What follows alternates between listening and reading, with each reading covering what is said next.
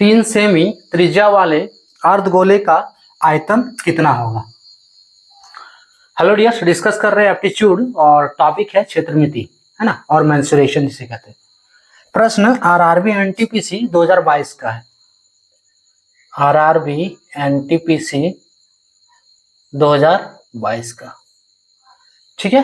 देखो दिया हुआ है, क्या दिया है, 3 सेमी त्रिज्या वाले अर्धगोला, यानी कि एक अर्धगोला है जिसका त्रिज्या है 3 सेमी, है ना, 3 सेंटीमीटर। हमको निकालना है कि उसका आयतन क्या होगा। तो इस प्रश्न के लिए सिर्फ एक फॉर्मूला चाहिए, अर्धगोले का जो आयतन होता है उसका फॉर्मूला। यहाँ जो अर्धगोला दिया है, अर्धगोला यानी कि ये पूरा गोला हो गया, ये पूरा गोला हो गया, ये भरा हुआ है, समझ लो, ये पूरा गोला हो गया। तो अर्धगोला क्या हो गया, इसका आधा। ये अगर इसको हम बनाएंगे इसे, फिगर आप लोग को नहीं बनाना, ये हम समझाने के लिए बना रहे हैं, यहाँ सिर्फ सॉल्व करना है आपको, एग्जाम में सिर्फ सॉल्व करना है।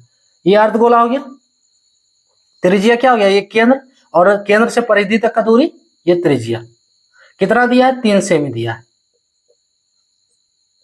ठीक है। कैसे निकलेगा, अर्धगोले का आयतन क्या होगा, उसी का फॉर्मूला यूज करना है बस। देखो गोले का आयतन क्या होता है, अगर नहीं आ रहा है तो ये भी लिख सकते हो, कोई दिक्कत नहीं है। गोले का आयतन क्या होता है समझने के लिए, अगर नहीं याद रहे तो ऐसा समझ सकते हो कि गोले का आयतन क्या होता है, 4/3 pi r cube, 4/3 pi r cube होता है, ये गोले का आयतन। अब यहाँ पे डिस्कस किया जा रहा है अर्धगोला, ये गोला वाला हो गया अर्धगोला का, है ना, अर्धगोला का आयतन। तो इसका बट्टा 2 कर दो ना, है ना।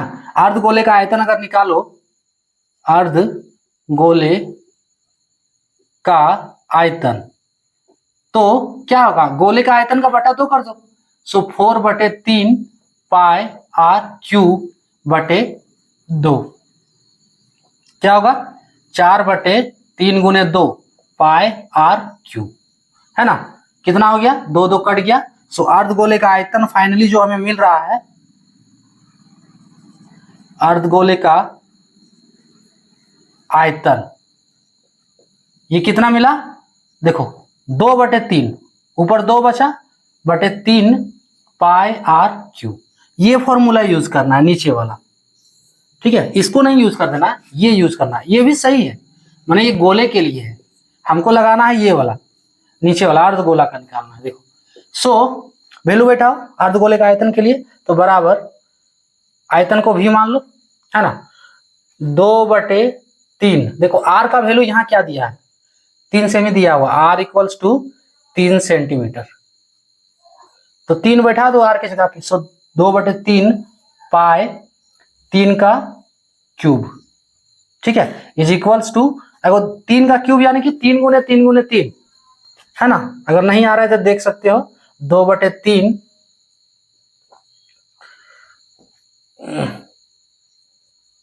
गुने पाई 3 का क्यूब, यानी 3 को 3 को गुना करना है, 1 को 3 कट जा रहा है, कितना बचा, 2 को 3 बच रहा है, यानी 3 3 9, 9 दूनी 18।